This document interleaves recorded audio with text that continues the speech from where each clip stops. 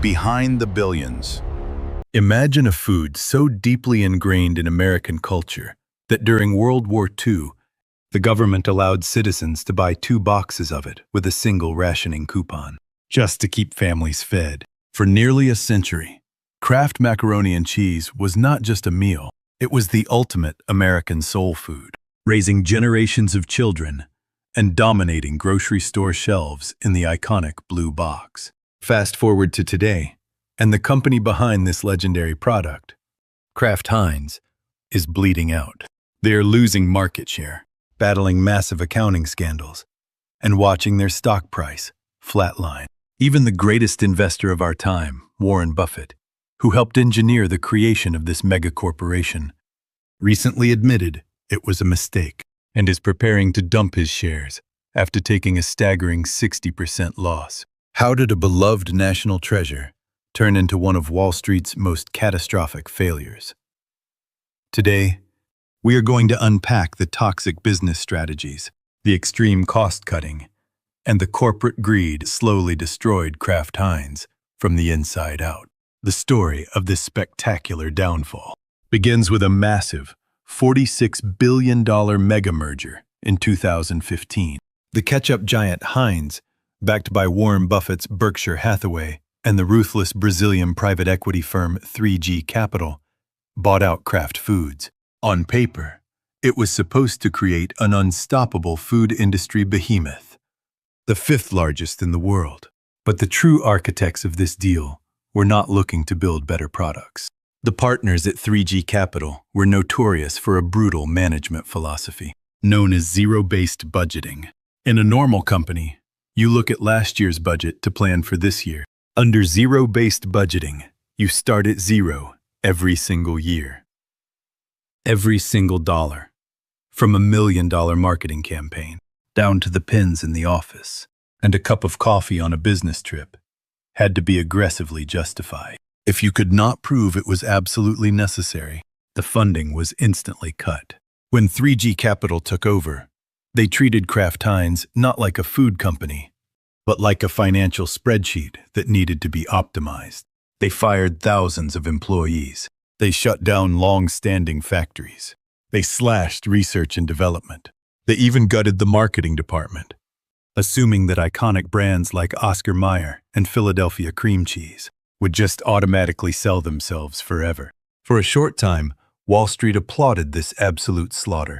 The extreme cost-cutting pushed their operating profit margins to nearly 30%, a number that seemed physically impossible in the food industry. In 2017, the stock price nearly hit $100 a share. The executives at 3G Capital looked like absolute geniuses.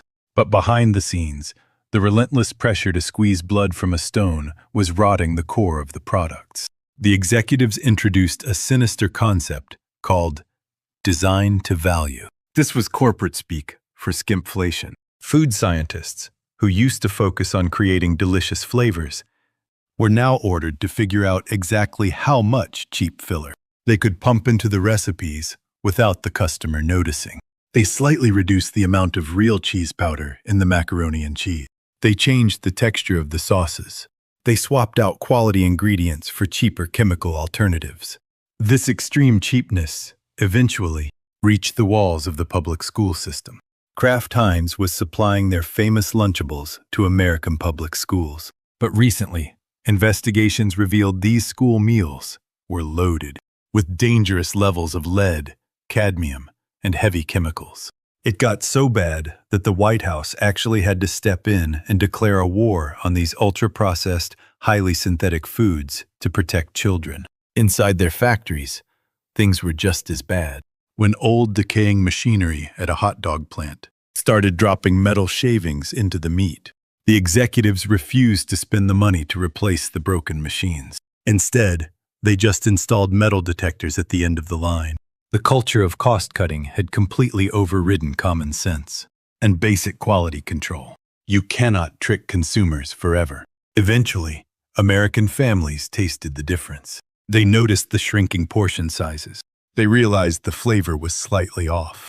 At the exact same time, a new wave of competitors entered the market. Startup companies launched healthier, high protein. Macaroni and cheese, with real ingredients. Even massive snack giants like Cheetos jumped in with their own wildly popular, heavily seasoned pasta. Kraft Heinz, who had fired their best marketers and starved their innovation budgets, had no response. They were completely paralyzed.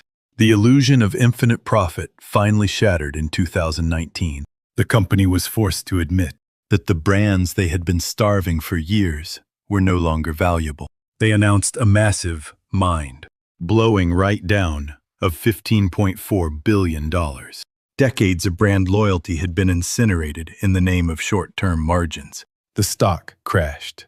To make matters worse, the intense pressure from 3G Capital had driven desperate employees to commit accounting fraud, just to hit their impossible financial targets, resulting in millions of dollars in SEC fines.